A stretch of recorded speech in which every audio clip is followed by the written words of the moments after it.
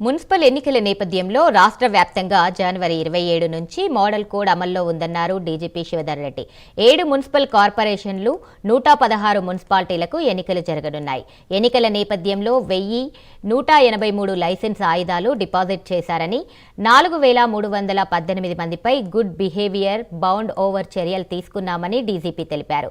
398 non bailable వారెంట్లు అమలు చేశామన్నారు డీజీపీ.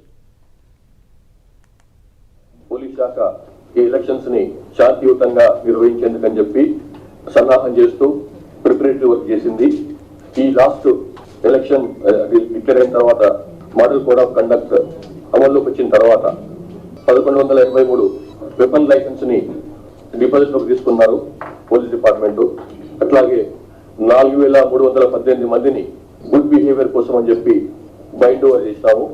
వీళ్ళల్లో 2952 మంది రౌడీస్ ఉన్నారు. తర్వాత ఎలక్షన్ టైంలో మా అడ్వర్స్ నోటీస్కి వచ్చినటువంటి వాళ్ళు ఇంకొంతమంది 1800 మంది పైన ఉన్నారు.